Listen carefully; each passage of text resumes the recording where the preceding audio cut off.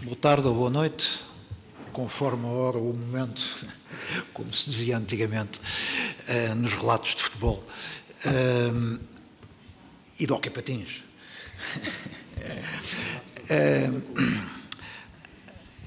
Para mim é um prazer muito grande voltar a esta casa.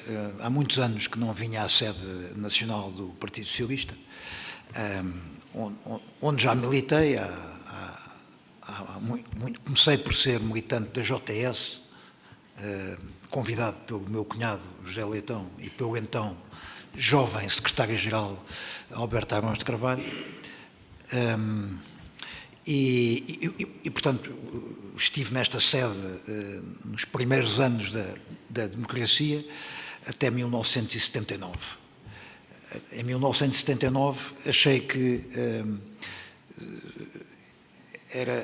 não era difícil, era impossível ser jornalista e ser militante partidário, e optei pelo jornalismo e, portanto, não saí propriamente do PS, deixei de pertencer ao PS, sem dramas, sem traumas, e pronto, e optei e alinhei pelo jornalismo, pelo jornalismo que eu acho, em que acredito, um jornalismo independente, que procura ser objetivo, procura ser isento, procura ser essas coisas todas que fazem parte dos manuais do jornalismo e que eu procuro, ainda que já reformado, a que procuro continuar a ser fiel.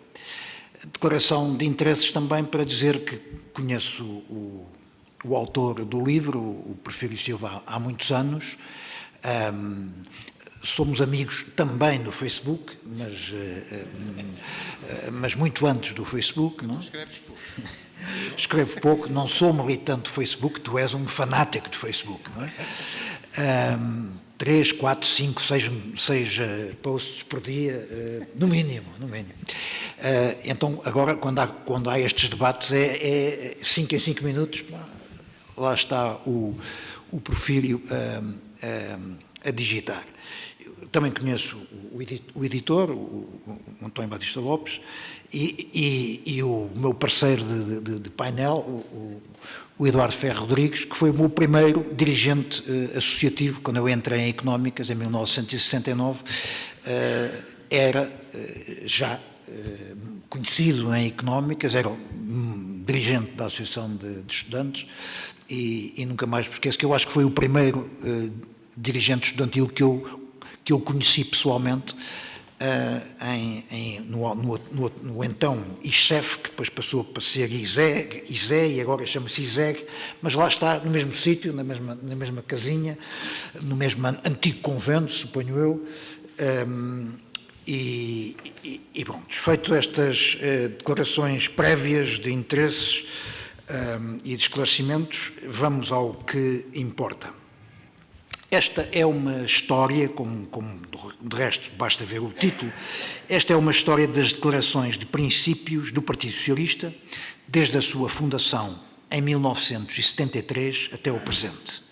Não se trata, portanto, de uma história do PS, mas é, a meu ver, um elemento indispensável a uma autêntica história do PS, que aliás está por fazer, e não percebo porque é que o PS não avança para uma história do PS que tem que ser feita, evidentemente, e já lá vão 52 anos de vida, não é?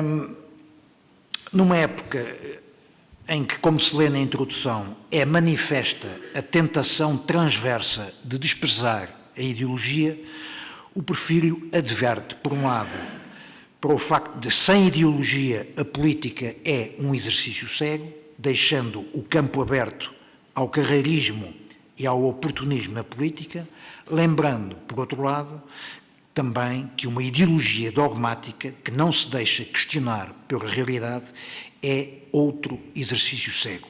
Ora, para evitar o risco destes dois tipos de cegueiras, precisamos de ideologia com debate, diz ele. E é isto que ele propõe que se faça neste livro, que foi editado com uma rara oportunidade. Atenção, porém, que que o livro não incide sobre o programa ou os vários programas que este partido tem ou foi tendo e que, por sua vez, também não se confundem nem com os programas eleitorais e muito menos com os programas do governo que foi apresentando ao país sempre que foi chamado a governar. Nenhum desses programas se pode confundir, pois, com as suas declarações de princípio. São textos completamente diferentes, embora que influenciem mutuamente.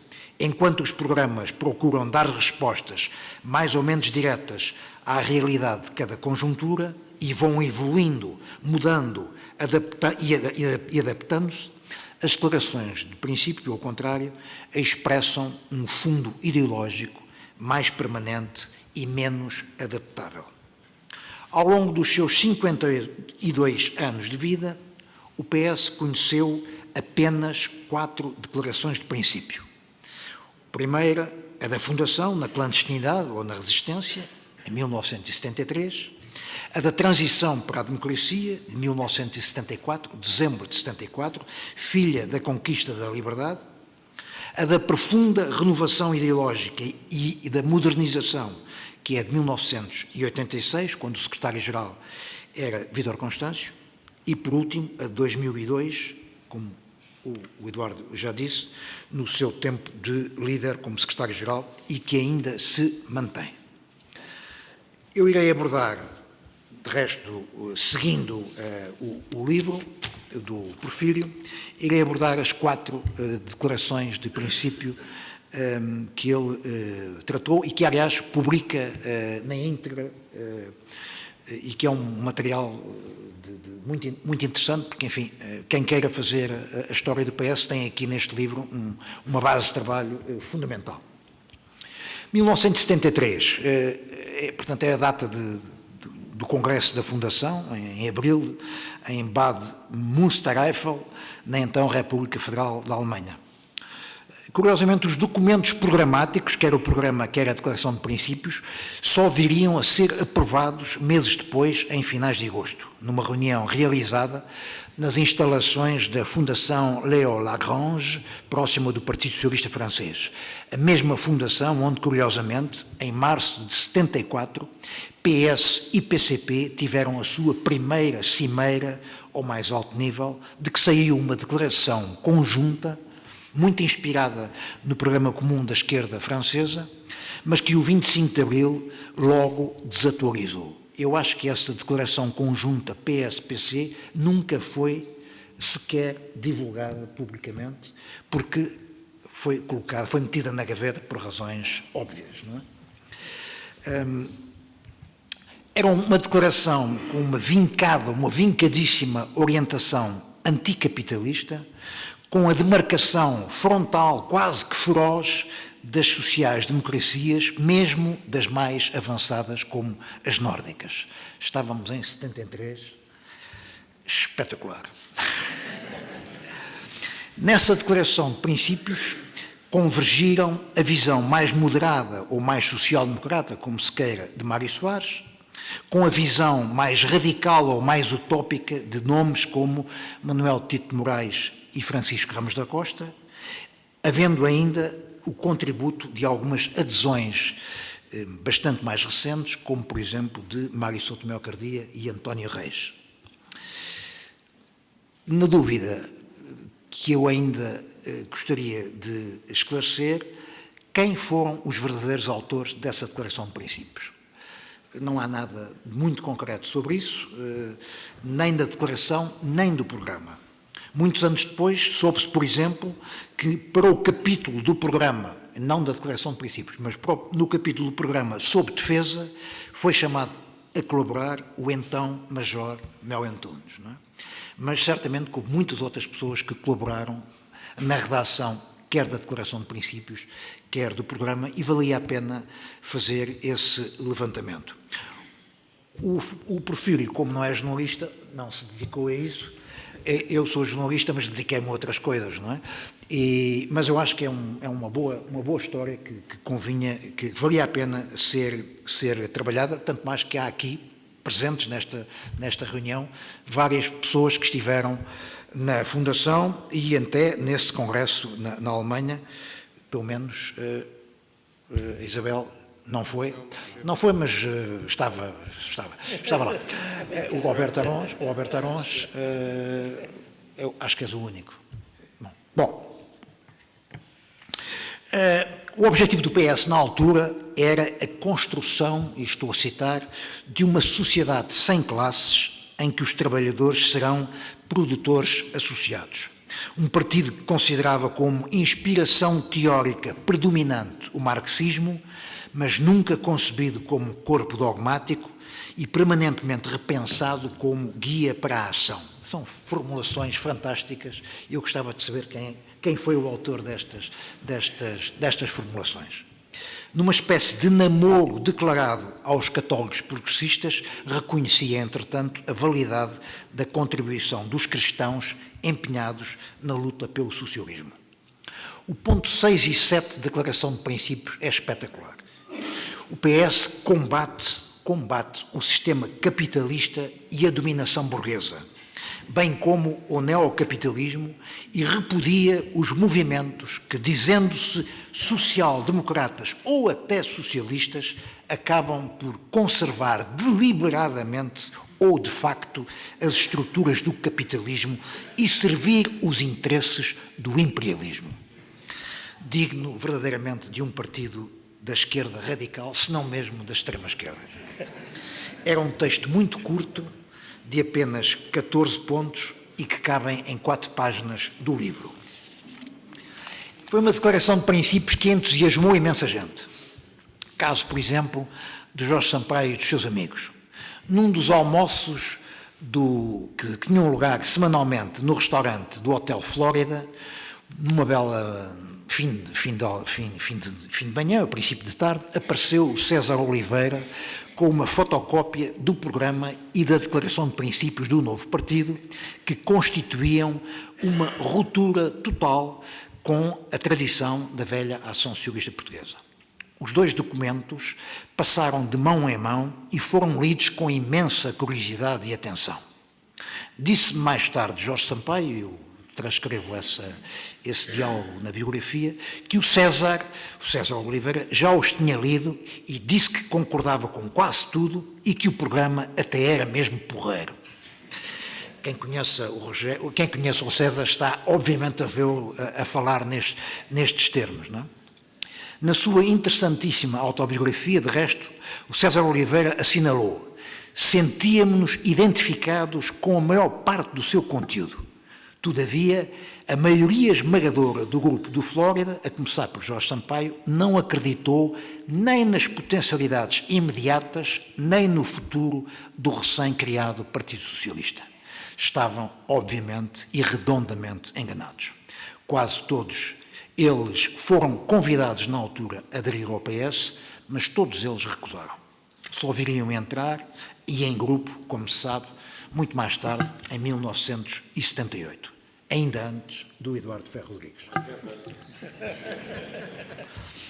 Eu próprio tive acesso à Declaração de Princípios e ao programa, através do Alberto e do meu cunhado José Leitão, e tenho-os no meu escritório, numa estante, guardados.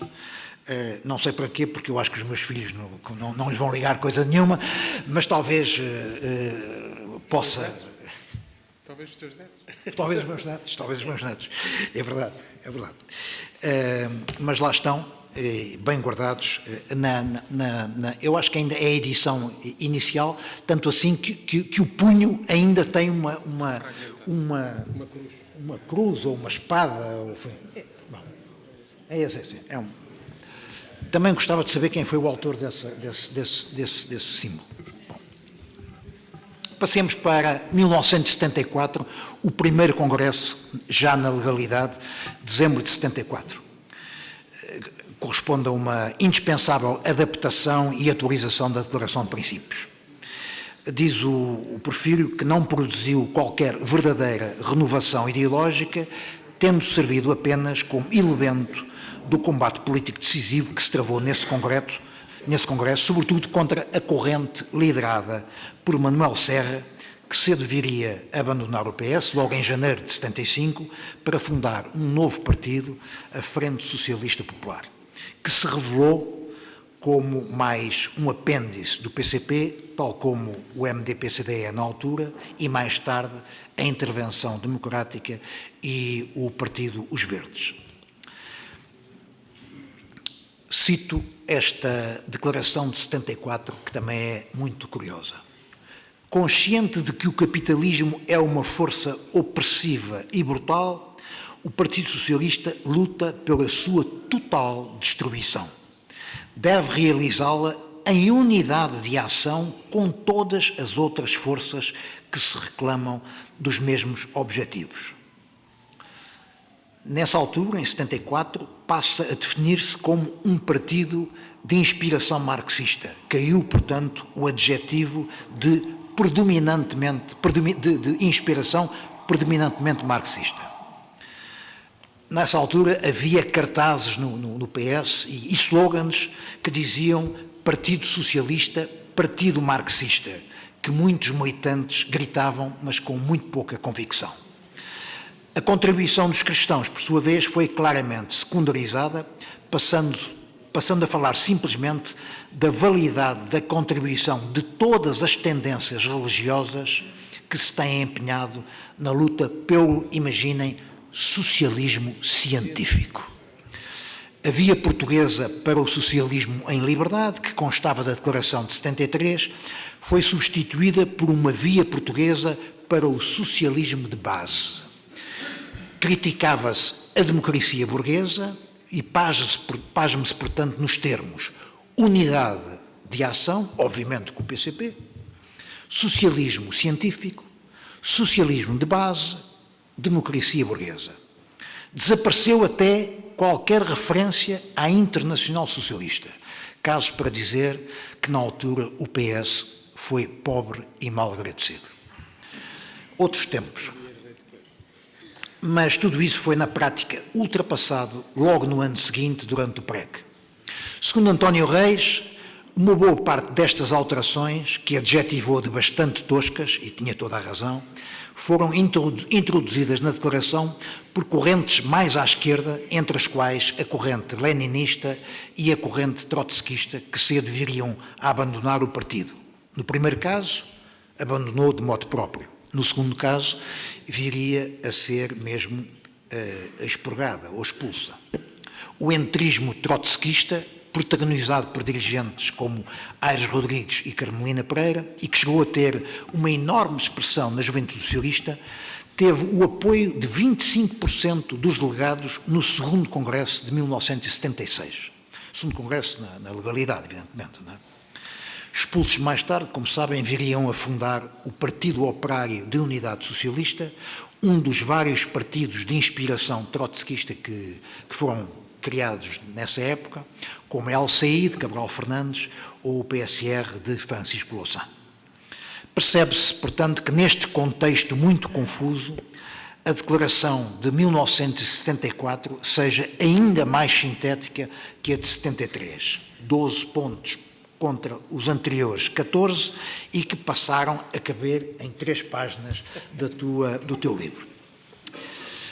Chegamos então a 1986. Nessa altura houve uma tentativa falhada de revisão global da Declaração de Princípios do... 83 é que foi a tentativa. 83, exatamente. A declaração, a nova revisão é de 86, mas em 83, 3 anos antes, há uma tentativa falhada de revisão global da Declaração de Princípios durante o 5º Congresso, de 1983, portanto. O Congresso aprovou globalmente um texto, encarregou a Comissão Nacional de completar o processo, mas isso nunca aconteceu. As páginas do livro sobre o 5º Congresso são muito interessantes, porque são um mergulho na vida interna do partido e que na altura estava muitíssimo dividido. E essas páginas mostram como não deve ser feita uma revisão. Fazer uma revisão dos textos essenciais da vida do PS, da sua filosofia, da sua orientação, da sua ideologia, quando o partido está profundamente dividido, é a pior coisa que se pode fazer. é uma asneira, um erro de palmatória, e isso foi revelado nessa tentativa de 1983, em que não houve qualquer debate alargado e muito menos público. Curiosamente, essa tentativa de revisão acabou por ser polarizada na retirada ou não do termo marxismo na Declaração de Princípios, não é? Mário Soares, de resto, acompanhou neste particular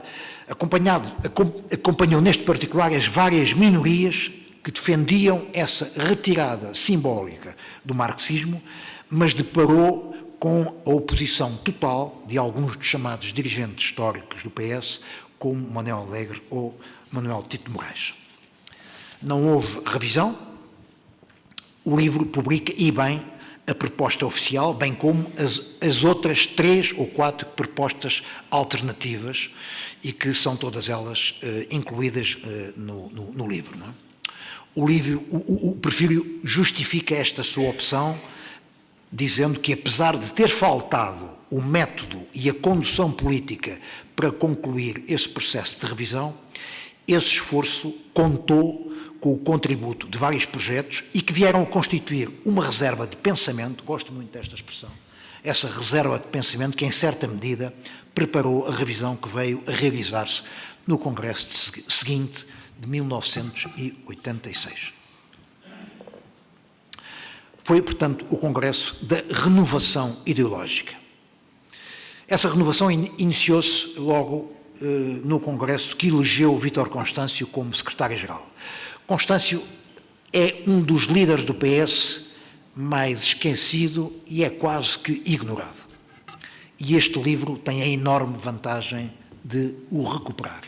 E, portanto, nesse sentido, é profundamente justo com o contributo que Vítor Constâncio teve para com o Partido Socialista. Não chegou, creio, a ter 2 anos e meio, foi ainda menos, não é? Mas teve, de facto, um contributo que eu diria mesmo decisivo para a modernização, para a renovação do Partido Socialista. Diz o Porfírio que a principal marca que Vítor Constâncio deixa ao PS é justamente a renovação ideológica, que, aliás, imprimiu a partir do lançamento da sua candidatura a sucessor do líder histórico do PS. A revisão programática, promovida por Constâncio, viria a ser o ponto de encontro de todas as sensibilidades socialistas nesse Congresso, especialmente importante na história do partido. Prova disso é o facto de o novo documento ter merecido o acordo dos 2 candidatos à liderança, Vítor Constâncio e Jaime Ganda, acabando por ser aprovado, imaginem, por unanimidade do Congresso. Foram poucos os documentos na história do PS que são aprovados por unanimidade. Há sempre algum congressista ou algum delegado que vota contra, não é? Mas este documento atingiu a unanimidade. A nova Declaração de Princípios, que alguma imprensa da época sintetizou simplesmente no título Bye Bye Karl Marx, venceu até as resistências do novo presidente do partido, Manuel Tito de Moraes, que votou a favor. Não sendo um discurso de mudança radical com o passado, não deixou de marcar uma clara mudança ideológica. Na sua moção ao Congresso, e estando bem recordado do que fora o governo do Bloco Central, Vítor Constâncio propunha-se combater um alegado pragmatismo que não tem norte nem alma, bem como essa miopia redutora que cinge a nossa ação partidária à habilidade tática, à gestão do cotidiano ou ao virtuosismo verbal. O processo de revisão foi, diria, exemplar e é amplamente descrito no livro e que incluiu 2 debates entre os 2 candidatos a secretário-geral, Jaime Gama e Vítor Constâncio, publicados ambos no Ação Socialista. Atenção, era um tempo em que ainda nem havia nem televisões, nem rádios privadas, à exceção da Rádio Renascença, e muito menos as redes sociais, e, portanto, não havia esta hiperinflação a raiar, o disparate ou a loucura de debates a propósito de tudo e de nada e que acabam por desvalorizar e desvirtuar o verdadeiro debate político. Nas eleições legislativas, por exemplo, de 1961, não houve um único debate, porque um dos candidatos, Cavaco Silva, a isso se opôs. E nas eleições presidenciais de 1996, houve apenas um debate reunindo os três candidatos, Jorge Sampaio, Cavaco Silva e Jerónimo de Sousa. Nesta pré-campanha já vão em 28. E provavelmente haverá mais durante a campanha, propriamente dita, não é? Eu desafio alguém a levantar o dedo se é que se viu, não digo os 28, mas 27, 26, 25, nem tu os terás visto certamente, não é?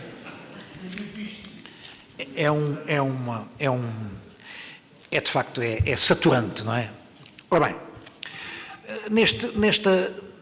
com este Congresso passou a haver um texto único, deixou de haver a separação, declaração de princípios e programa, passou a haver um texto único chamado Declaração de Princípios e Programa do PS, um formato, portanto, de texto único, em que a primeira secção se intitula Princípios Fundamentais, que absorve o que seria antes a Declaração de Princípios, mas agora mais desenvolvida. Este texto, ao contrário dos anteriores, que cabiam no livro em 3 ou 4 páginas, expande-se ao longo de 24 páginas, todas elas que estão publicadas e que é muito interessante reler e que têm uma enorme atualidade, ao contrário das declarações de princípio de 73 e 74, conservam uma considerável atualidade. Para além do abandono do marxismo como inspiração teórica, o novo texto passou a afirmar que o PS não privilegia qualquer doutrina filosófica ou religiosa, reconhecendo inteira liberdade de opção doutrinária aos seus militantes. Volta a haver uma justa e justificada referência à Internacional Socialista, deixa de distinguir o socialismo democrático da social-democracia, desaparecem as referências pejorativas à burguesia, ao neocapitalismo, à tecnocracia, ao imperialismo. E contra a via revolucionária faz-se uma reivindicação historicamente fundadora do reformismo. Depois da revisão da Declaração de Princípios, veio, ainda com Constâncio, a Convenção da Esquerda Democrática, que o Porfírio considera uma importante marca externa deste ciclo de renovação doutrinária e programática. Uma convenção que, aliás, teve uma versão jovem, sob o lema À Esquerda da Indiferença. Espetacular este título, À Esquerda da Indiferença. Que teve lugar, imaginem, numa tenda de circo montada na Praça de Espanha e na qual participaram, para além do próprio autor, jovem com 20 e poucos anos, 2 outros jovens socialistas, já então muito promissores, a Margarida Marques, cadê ela? Está aí algures, e o António Costa, que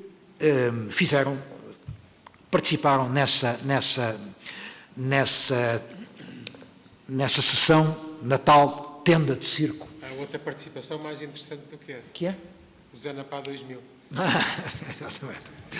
A Convenção da Esquerda Democrática, propriamente dita, realizou-se em dezembro de 1986 no Cinema Império, ainda cinema, e que hoje é o principal templo da Igreja Universal do Reino de Deus.